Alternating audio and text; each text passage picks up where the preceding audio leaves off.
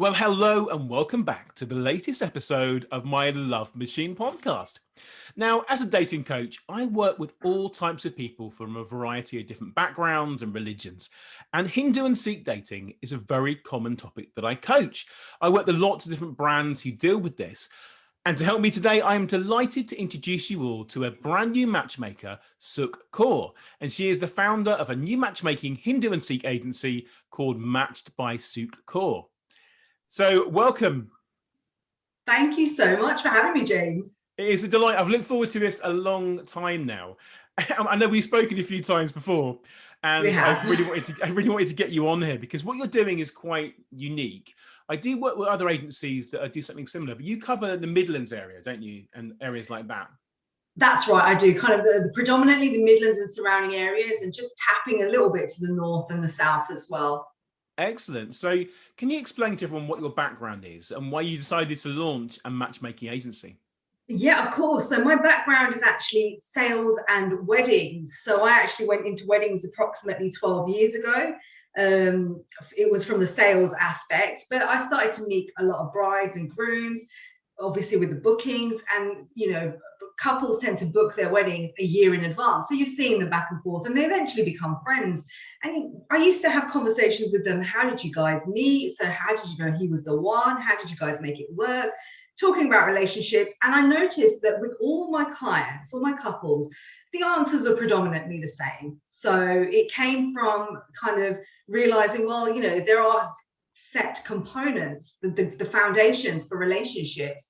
And I, at the time, was married myself. I was going through, I think I was questioning other people's relationships a lot because I was not in a happy marriage myself. So I just thought, well, what's happening here? And, why is it not happening for me? But I started to really enjoy the concept of marriage and love that I was getting from these clients. And it made me realize what I was in, I wasn't happy with at all. So over time, I'm obviously being Indian, I love Bollywood. Boy meets girl, falls in love, the whole thing. So I kind of really do believe in love. And so I'm kind of with that. And that's what made me start to kind of connect my friends, introduce people. And I just used to do it quite casually. But I thought, you know what? After divorcing, I left my husband and I started dating myself. So I started through dating apps and I couldn't really meet people that I resonated with. And it just happened that I just thought there must be somewhere that you can actually meet people that are like-minded, that are genuinely wanting a committed relationship. And I couldn't find anything. But then along came Seema Auntie, Indian matchmaking. So that's when I discovered that matchmaking was still a thing, shall we say.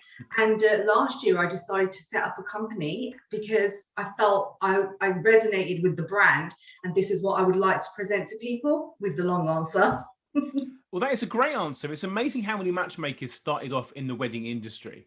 Funnily enough, there's quite a few that have told me the same thing. Maybe that's just people that are, well, maybe they just around love more and they want to embrace it and help people with it. How would you define love yourself? Love is understanding each other, enjoying each other's company, being a team, and having one goal. I personally feel it's just enjoying each other's company, having that one goal to achieve something together in life, but also being an individual as well, having your space, but being great together, being a great team together, whatever it may be, whatever aspect in your life. I agree. It's about supporting each other and having new adventures and being a team. That's what it is all about. And it's funny, people say to me that dating itself is, people don't like playing games. It's all game playing. But it really is a game. But it's a game you're both going to win, and that's each other.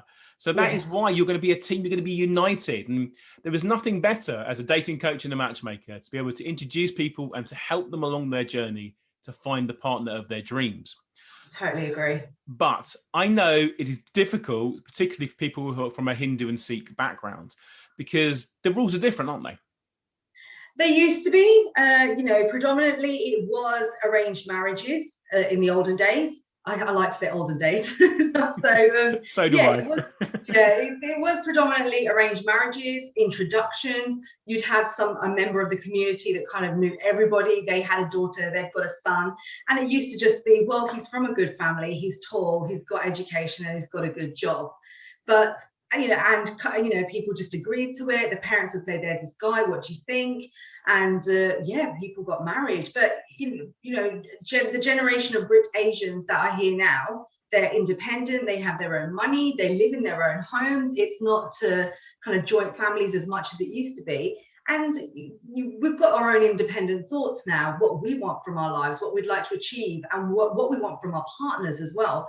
So this is where it's kind of evolved over time. And then the apps came in. So you've got a lot of Indian dating apps as well. But I feel what's happened is, and this isn't just British Asians, it's just that generation in particular, they're all busy building on their careers. So you're either balancing your career with your family, with your friends, and dating is an afterthought where you're sitting late at night in your bedroom and you're silent and you pick up your phone and you just start swiping. That is not the time you're supposed to be looking for a life partner. Not at all. You need to invest proper time in it, and they don't have the time, which is why matchmaking has come back round again, I believe. That's true of all different matchmakers, though, isn't it? That's Yes. the same. That's the same for anyone, any background. People feel the same pressure and they're time poor and don't know what to do. And I think there comes a time, if you do more than 15 minutes a day swiping, then you start to reject perfectly good matches because you get tired of it and you get programmed swipe, swipe, swipe, swipe, swipe. Your energy can only swipe a certain amount of people. I know some of these Asian apps do have an awful lot of members. I'm not going to name check any, but I have worked for some before who are very, very good, and I still do. But this is about you today, and we're not going to mention rival companies. This is about Matchmaking. This is about you and how amazing your new brand is. So, what you started a short while ago, you said. That's right. And how have things been progressing? Okay, so a friend and I kind of had a conversation, and we just thought, let's just see what happens if we run a free service for 3 months. No advertising, no paid advertising, just one post went out, the same post on Facebook and our Instagrams.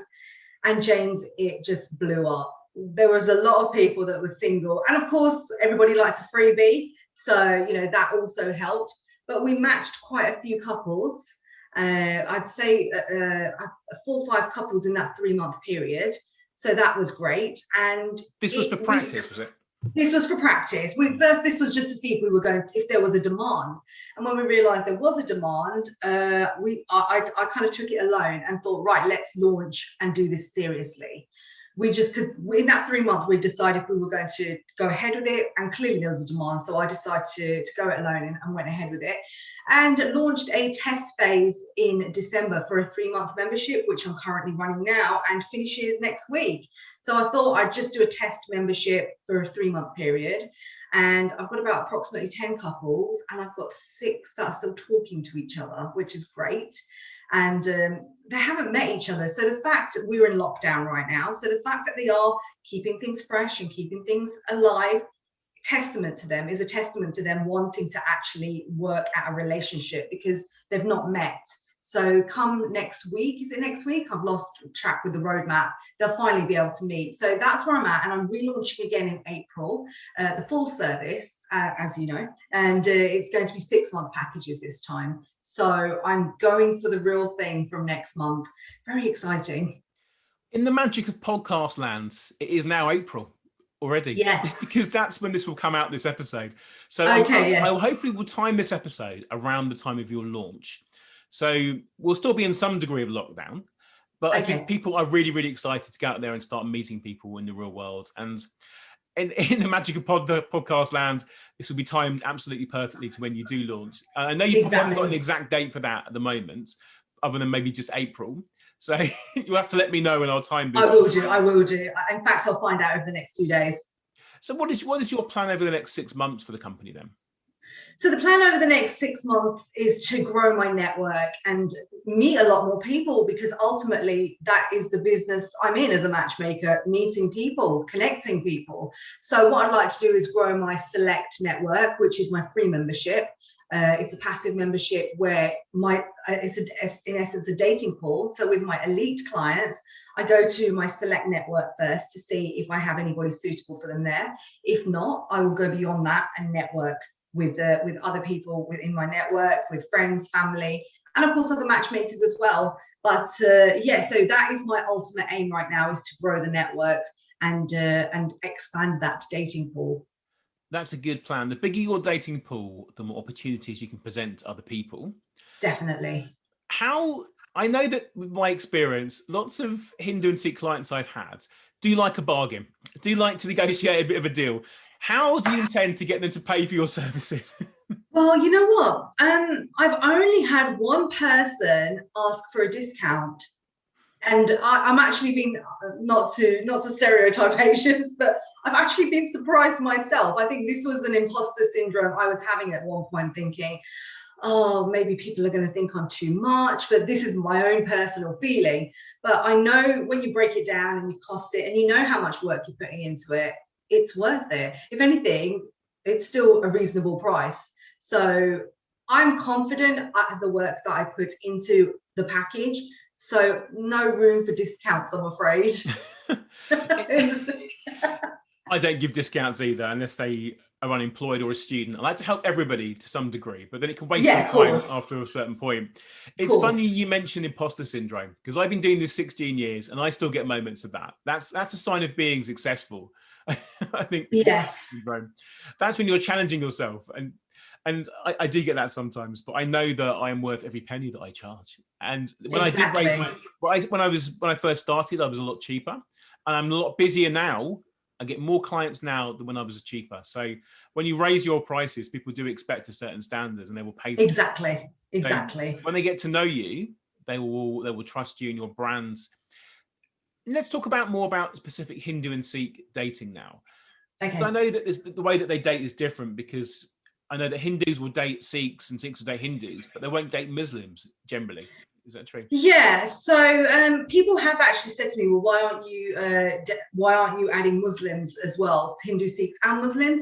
Now, the reason I say that is because Hindus and Sikhs kind of lap over with their values and beliefs. So I'm more familiar with Hindu values and traditions, obviously, as I am being Sikh myself, with Sikh traditions and values.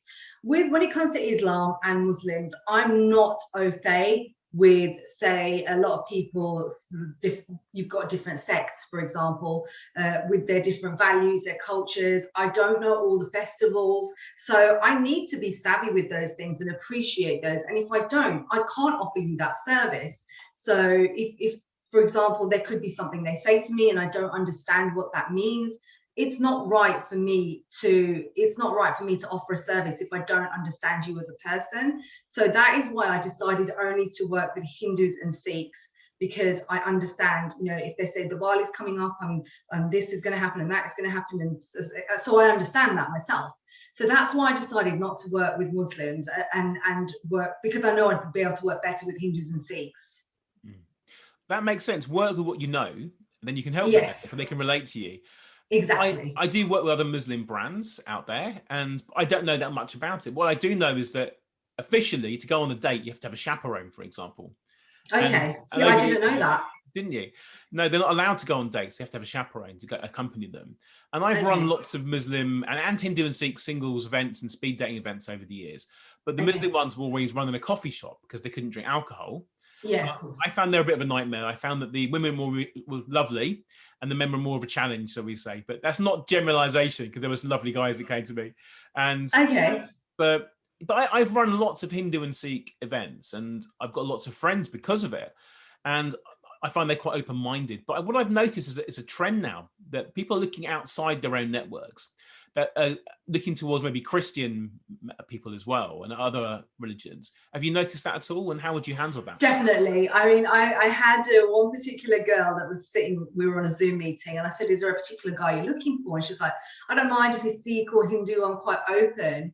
And I said, how open are you? And then she just kind of looks at her door, because she lived with her family, and she just went, I don't mind a white guy kind of thing. So I just thought, okay, so everybody is changing. And I feel that the options, what I'm seeing from people I talk to, the options become more open as they get older, because you don't want to confine and limit yourself. especially as you're getting older, the more you feel like you want a companion, so you feel you need to broaden your net and broaden your horizon. So I do find that the older people I talk to, say more towards the 40s, are saying, I'm completely open if you know of anybody. But it's the younger ones that are saying, you know, I just prefer a Sikh guy, or I don't mind Hindu Punjabi, I don't mind opening up just to Sikh and Hindus. But as I say, as they get older, they are a little bit more open.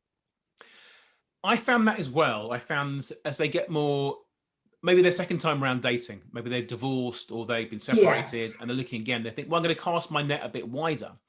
But I do find something else happens occasionally. People will ask me about caste. Now, I presume you don't match based on caste, do you?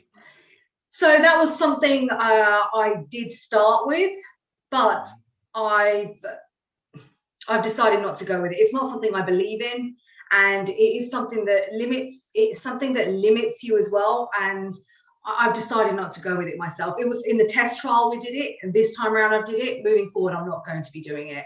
So it's just not something I believe in myself, and it just restricts finding someone for them as well. I agree. For those that don't know, can you just briefly explain what that is? Because I've asked a question without really explaining it. So to anyone that doesn't understand what caste is, in terms of making Yeah. relationships, maybe, can you explain? Yeah, so castes are subsects within a religion. So, for example, you get in, if you did it in English terms, you'd have a shoemaker or a blacksmith, or I can't think of anything else, a carpenter. So you have all these different castes, as you say. And in the olden days, they wouldn't mix. So a carpenter would marry a carpenter, a farmer would marry a farmer, and if you went out of that caste, it was considered taboo. So that was, in essence, a mixed marriage as well, because it was just frowned upon. But now it's a lot more relaxed. People are marrying into caste, and it's not seen frowned upon as much. I'm a carpenter myself.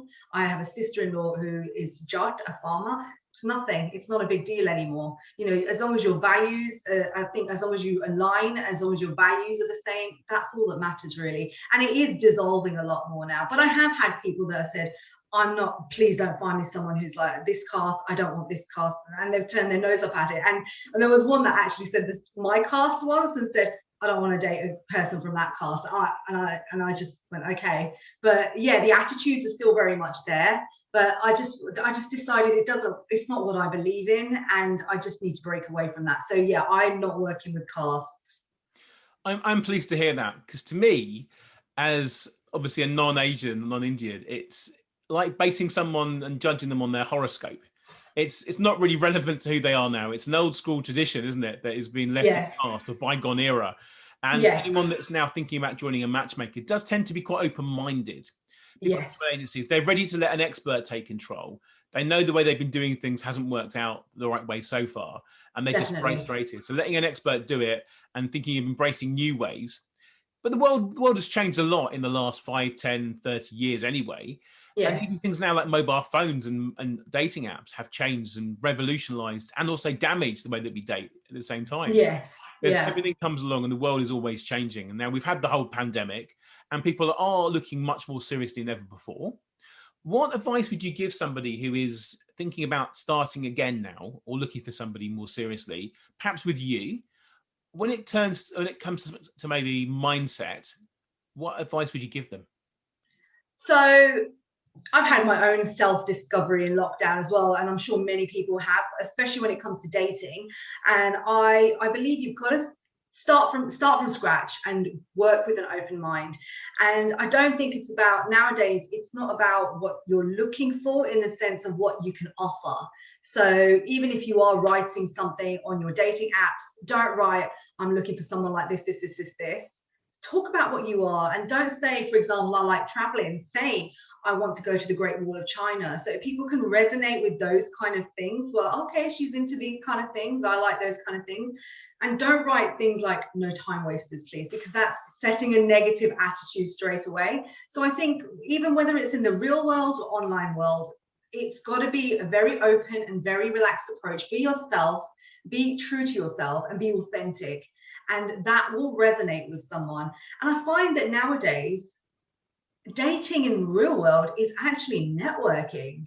I feel like gone are the days when you could walk up to someone in a bar and just, hey, can I buy you a drink? Because then you've got like oh, why is he wanting to buy me a drink? Oh, what does he think I am? And I think a lot of that has to be relaxed a little. Just meet people, just enjoy the moment and just go with it and just see where it takes you. So I do think it is about being relaxed, be true to yourself, and just have fun and enjoy it. And you never know where you're going to meet the one. You just don't know. You don't. And I love what you said just now about no time wasters, please, in people's profiles. I see that an awful lot and I hate it. It's like, I don't want hookups in there, people write in there. If the person thinking about a hookup now, they are. Yes. It tends to be the time wasters themselves that write no time wasters, please.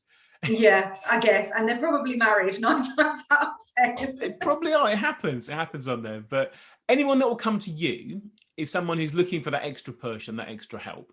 So who would be your typical clients?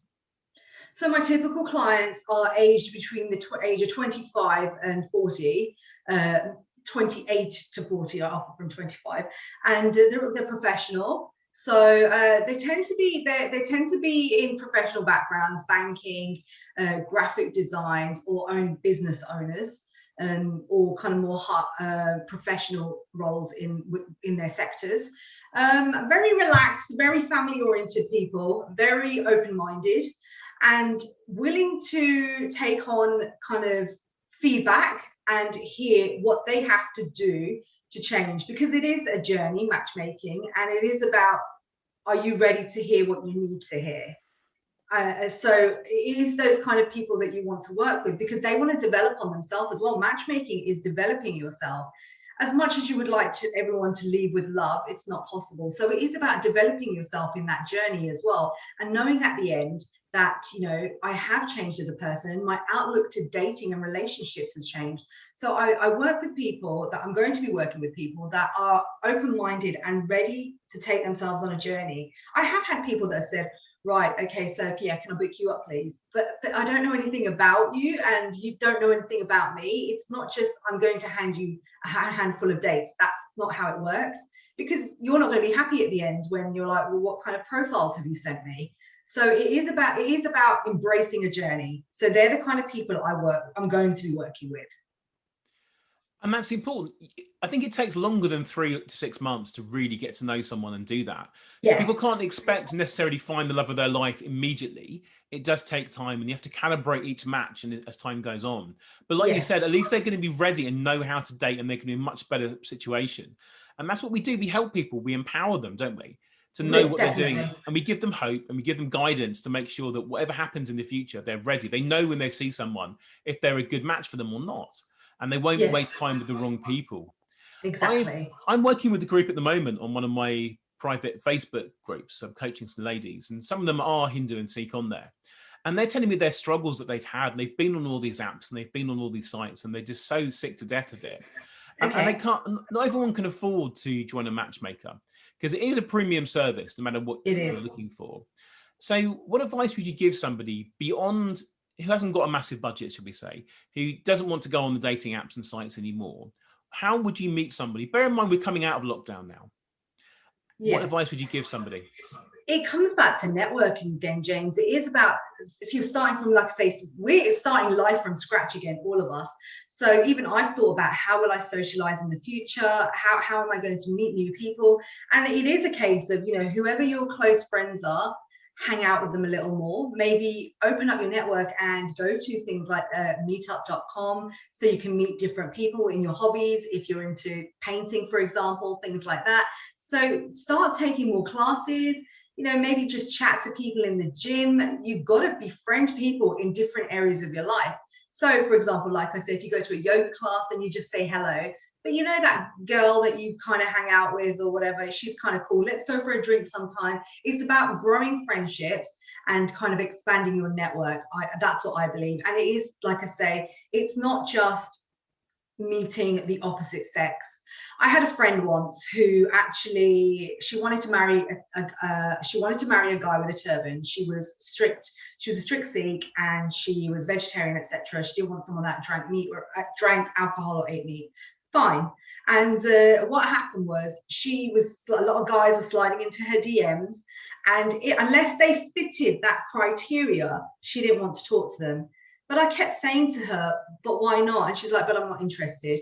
And I said, but you never know, if you befriend that person, you could become friends. He may know that 6 foot, turban wearing gym freak that you like. So you've got to put your net out there and just meet new people. And she couldn't comprehend what I was trying to say. And her life focus every time I'm talking to a guy was, I'm not talking to him, I'm not interested in him. And it consumed her.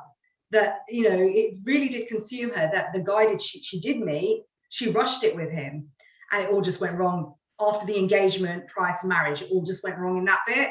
She didn't really know him, she rushed it all. So it is about relax, just breathe, and just enjoy the journey. And I really think you have to put your net out there. It's certainly my intention. I'm single myself, and it's my intention to go back out there and just meet new people and just have fun and just relax and enjoy the journey. I completely agree with you there. If you're not living a wonderful, exciting life and you're sat at home doing nothing, go out there, go learn some new skills, go to some new classes, and put yourself where new people might be. If nothing else, it'll make you more interesting and give you more talking points. You'll network and meet new people, and you never know who they might be able to introduce you to. But I would also say a slight warning, though, that I have noticed. You're not here to collect loads and loads of new friends. No. That is, stick to your goal. Your goal is to meet the one. But along the way, it's great to make new friends and to increase your social circle. But remember, if you're a lady looking for a guy, when you do meet the one, he's not going to be too happy about you corresponding and having to text all these guys all day long. No, of course not. Yes. Hard to let go. But initially, when you're at the early stages of this, absolutely right. Go out there, talk to loads of new people, network, make friends of new women too, or people of the same sex. It really can help. So you're currently single, you said. So yes, that's right. Are you hoping that you might meet somebody through your agency? So a lot of people did say, oh, Sukh, you've only set up an agency just to find someone for yourself. That's not true at all. The agency did come from me being single and not finding a place that resonated with me to meet someone.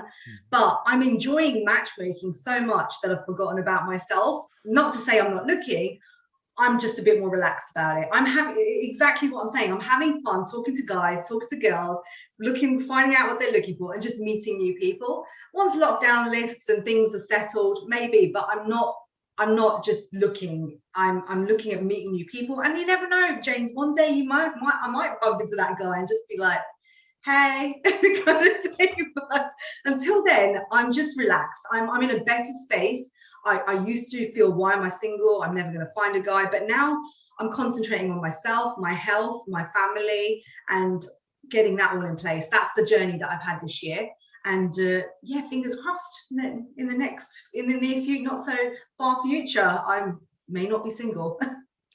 I don't think you'll be single for too long, because I believe in law of attraction. If you're working in the world of love and you're helping people and you're in that and you're thinking about that all the time, you're naturally going to attract new people into your life, men and women, and you never know where it might lead or who might be a good connection, like you said.